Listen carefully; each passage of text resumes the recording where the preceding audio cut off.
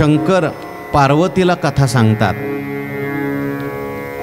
एका बाजूला, दुसऱ्या घाटावर काकभुशुंडी नावाचे ऋषी गरुडजींना ही रामकथा सांगतात. तिसऱ्या घाटावर याज्ञवल्क्य ऋषी भरद्वाजींना कथा सांगतात. आणि चौथ्या घाटावर तुलसीदासजी आपल्याशी बोलतात, आपल्याला ही कथा सांगतात.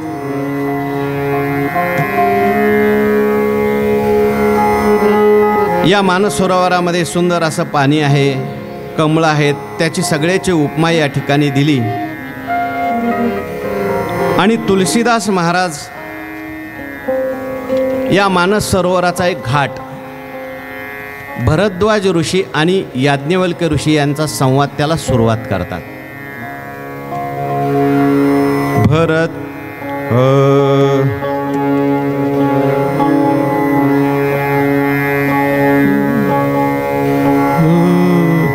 भरद्वाज मुनी बसही प्रयागा, श्रीराम जय जय राम. भरद्वाज मुनी बसही प्रयागा, जोग श्रीराम जय राम जय जय राम. तिनही रामपद अति अनुरागा,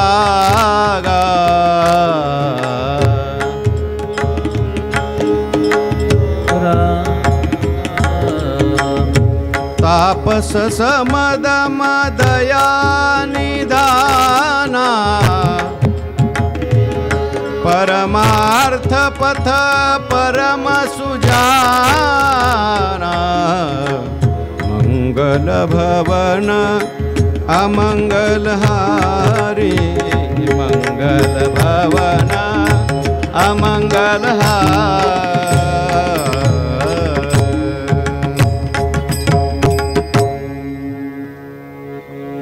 पहिल्या संवादाला या ठिकाणी सुरुवात केली.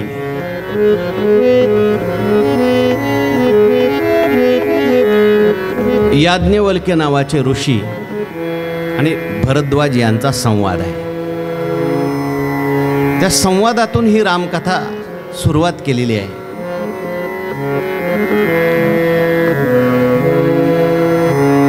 प्रयाग क्षेत्रामध्ये भरद्वाज नावाच्या मुनींचा आश्रम आहे.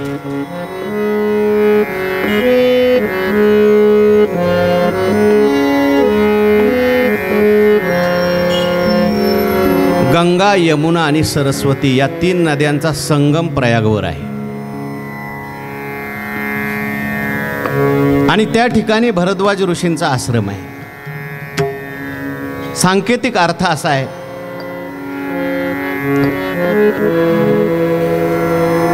गंगा, यमुना, सरस्वती आपण काल पाहून आलो. ज्ञान, कर्म आणि भक्ती यांचा समन्वय भरद्वाज नावांच्या ऋषींच्या जीवनामध्ये आहे. मनुष्याच्या जीवनामध्ये या 3 गोष्टीचा समन्वय पाहिजे. ज्ञान पाहिजे, कर्म पाहिजे आणि भक्ती पाहिजे. बऱ्याचदा मनुष्याच्या जीवनामध्ये कर्म भरपूर असतं पण ज्ञान नसतं. हे काम झालं की ते काम, ते काम झालं की ते काम, ते काम झालं की ते काम. पण जर विचारलं तुम्ही कशा करता हे करता, ते म्हणते कोणाला माहिती कशा करता करतो. मग का करता? सगळे करतात म्हणून आम्ही करतो. ज्ञानेश्वर महाराज म्हणतात, आंधळ्या गरुडाचे पंख हाती, ते कवणे उपेगा जाती, तैसे सत्कर्माचे उपके ठाती ज्ञाने वीण. एका माणसाला देव प्रसन्न झाला. आंधळा मनुष्य होता. देवाने विचारलं काय पाहिजे रे? आता आंधळ्या माणसाने काय मागितलं पाहिजे? दीपक महाराज काय मागितलं पाहिजे? डोळे मागितले पाहिजे. तो म्हटला मला जायला यायला खूप त्रास होतो देवा, मला गरुडाचे पंख द्या. देवाने त्याला पंख दिले. आंधळा असल्यामुळे एका डोंगरावर गेला आणि उड्डाण केलं आणि मोबाईलच्या टावरला जाऊन धडकला, मेला. ज्ञानेश्वर महाराज म्हणतात, आंधळ्या गरुडाचे पंख हाती ते कवने उपयोगा जाती, तैसे सत्कर्माचे उपके ठाती ज्ञानेविन. तसं मनुष्य सत्कर्म भरपूर करतोय, पण त्याला जर ज्ञान नसेल, मी कशाकरता करतोय, हे का करायचं आहे, ते सत्कर्म त्याचं उपयोगाला येत नाही. ज्ञान पाहिजे. आपण करतोय याच्या मागे नेमका विचार काय आहे, कशा करताय करायचं, देवाची पूजा करायची, देवाचं नेमकं काय स्वरूप आहे, कुठं राहतो तो देव, ज्ञान पाहिजे.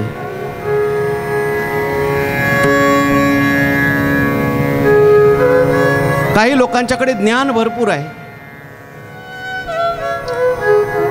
पण ते नुसतं ज्ञानच आहे, कर्म नाहीच काही. जसा किलोमीटरचा दगड असतो रस्त्याला,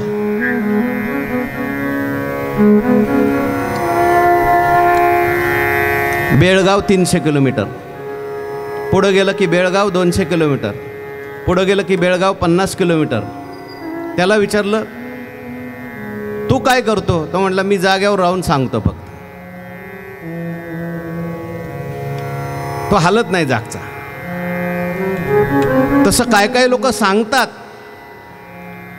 पण स्वतः करत नाही. एक क्रियावान सा पंडिता म्हटलेला आहे, सांगण्याबरोबर जो करतो तोच खरा ज्ञानी. आपल्याला सगळ्यांना गोष्ट माहिती असेल, एका बाईचा मुलगा गूळ खूप खायचा, आजारी पडायचा. तिला कोणीतरी सांगितलं तू पैठणला तुझ्या मुलाला नाथ महाराजांच्याकडे ने. नाथ महाराजांनी सांगितलं की मुलं ऐकतात. पैठणला ती बाई मुलाला घेऊन गेली. बाबा माझा मुलगा गूळ फार खातो, तुम्ही सांगा म्हणजे ऐकेल, माझं काय ऐकत नाही, कोणाचंच ऐकत नाही.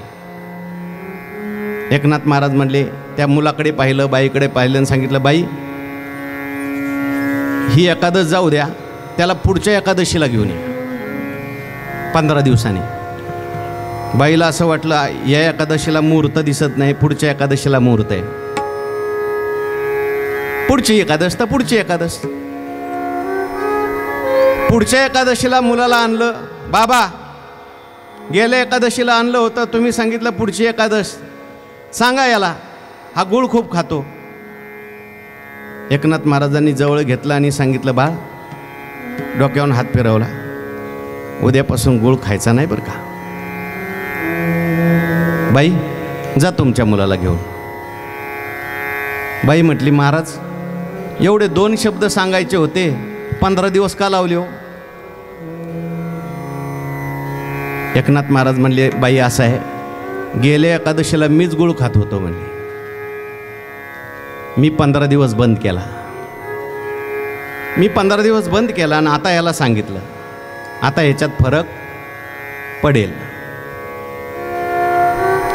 तैसे संत जगी क्रिया करुनी दाविती अंगी. मी कोणाचं वर्णन करतोय, ज्ञान पाहिजे, कर्म पाहिजे, पण केवळ ज्ञान कर्म असून चालत नाही, जीवनात प्रेम सुद्धा पाहिजे, भक्ती पाहिजे. भक्ती जर जीवनामध्ये नसेल, प्रेम जर जीवनात नसेल, किती ज्ञानी असला, किती कर्म करणारा असला तरी सुद्धा ते जीवन अपूर्ण राहतं. भरद्वाज ऋषींचं जीवन परिपूर्ण जीवन आहे. त्रिवेणी संगमावर भरद्वाज ऋषी राहतात. माघ महिन्यामध्ये मकर संक्रांतीच्या वेळेस प्रयाग तीर्थावर फार मोठा यात्रा होती, कुंभमेळा होता. अनेक साधू संत ऋषी मुनी त्यात प्रयाग तीर्थावर येत होते. प्रयागामध्ये स्नान करायचं. वेणी माधवाचं दर्शन करायचं, अक्षय वटाचं दर्शन करायचं. प्रयाग तीर्थावर ही सगळी तीर्थ आहेत. आजही आपण गेलो तर वेणी माधव आहे, अक्षय वट आहे, भरद्वाजजींचा आश्रम सुद्धा आहे. अनेक ऋषीमुनी आले, तीर्थ त्या ठिकाणी स्नान करायचे, दर्शन घ्यायचे. पण तीर्थयात्रेला गेल्यानंतर केवळ तीर्थस्नान केलं आणि दर्शन झालं की तीर्थयात्रा पूर्ण झाली असं समजू नका. तीर्थाचा विधी सांगितलाय, तीर्थयात्रा कशी करावी. तीर्थयात्रेला गेल्यानंतर स्नान तर कराच, दर्शन तर कराच, पण कुठेतरी थोडा तरी सत्संग करा, चांगले विचार ऐका, तर ती तीर्थयात्रा पूर्ण होते. पंढरपूरचं महात्म्य सांगितलंय, विधी सांगितलाय. चंद्रभागे स्नान विधितो हरी कथा, चंद्रभागे स्नान विधितो हरे कथा, चंद्रभागे स्नान विधितो हरे कथा. विधितो हरे कथा, चंद्रभागे स्नान विधितो हरे कथा. समाधान चित्ता सर्व काळ, टाळ त्याला द्या. समाधान चित्ता समाधान, समाधान चित्ता समाधान.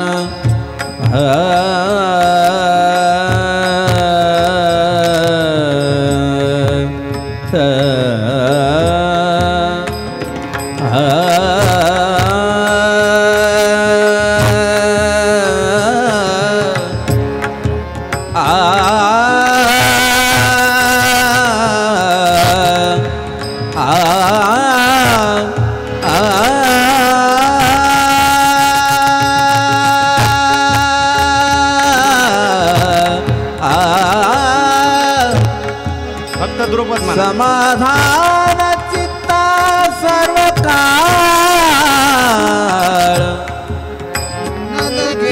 हिंडणे मुंडणे ते काय, सुख रूप ऐसा तुझ्या कोण सांगा.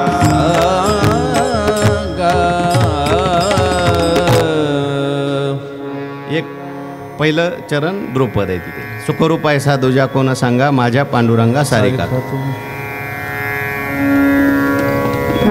तीर्थयात्रेला गेल्यानंतर सत्संग केला पाहिजे, कारण मनातलं जे पाप आहे किंवा पाप करण्याची जी वृत्ती आहे ती सत्संगाशिवाय जात नाही. तीर्थी बाह्य मळूक शाळे, कर्मी अभ्यंतर उजळे. पुढं काय,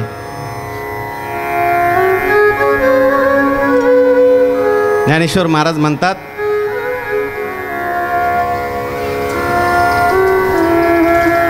संतांच्या सहवासात गेल्यानंतर म्हणून तो ऐसा सुचित्वे तीर्था कुवासा, जेने लंघविले दिशा मनोमळ. संतांच्या सहवासात गेलं तर पाप करण्याची वृत्ती जाते.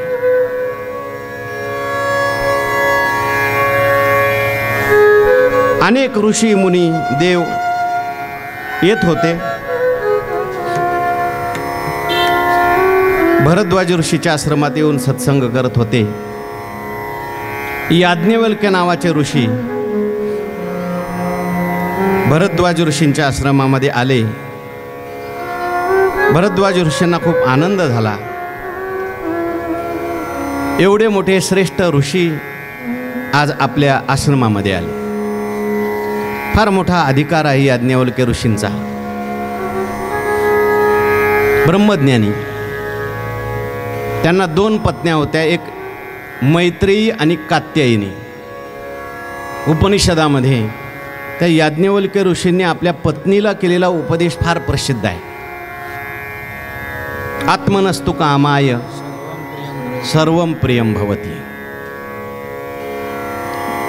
जनकाचे गुरु आहेत याज्ञवल्क्य ऋषी.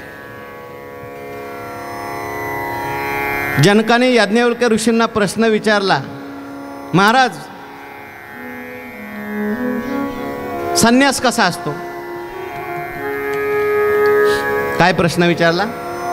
संन्यास कशाला म्हणतात? ते म्हटले उद्या सकाळी सांगतो. जनकांनी विचारलं, महाराज तुम्ही म्हटले होते संन्यास कसा असतो? दुसऱ्या दिवशी सकाळी याज्ञवल्क्य ऋषींनी संन्यास घेतला. म्हटले संन्यास असा असतो.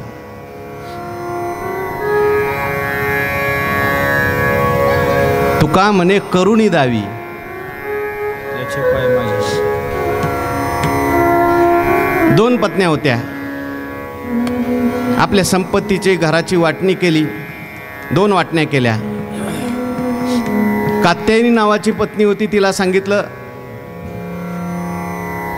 मी आता संन्यास घेणार आहे, वय झालेलं आहे, मुलं बाळं झालेले आहेत, सगळं आता झालेलं आहे. अर्ध तुला आणि अर्ध मैत्रीला. मी चाललो वनात देवाचं चिंतन करायला, परमात्म्याचं चिंतन करायला. कात्यायनी होती तिने संपत्ती घेतली. पण मैत्री नावाची पत्नी होती ती म्हणायला लागली, आम्हाला हे सगळं देऊन तुम्ही वनात चालले, तुम्ही इथं थांबणार नाही. नाही थांबणार. वनात कशा करता चालले तुम्ही? अमृतत्वाचं चिंतन करायला.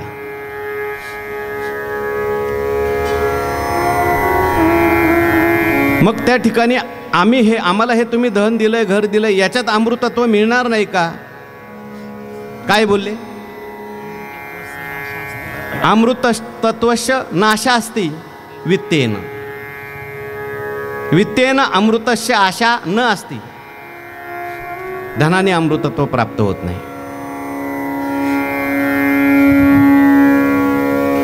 मैत्री म्हणायला लागली, मग असलं धन मला काय करायचं आहे? मला सुद्धा अमृतत्व पाहिजे, मला सुद्धा तुमच्याबरोबर यायचं आहे. चालेल. पत्नीला घेतलं बरोबर. मला उपदेश करा. मग आत्मज्ञानाचा उपदेश केलाय.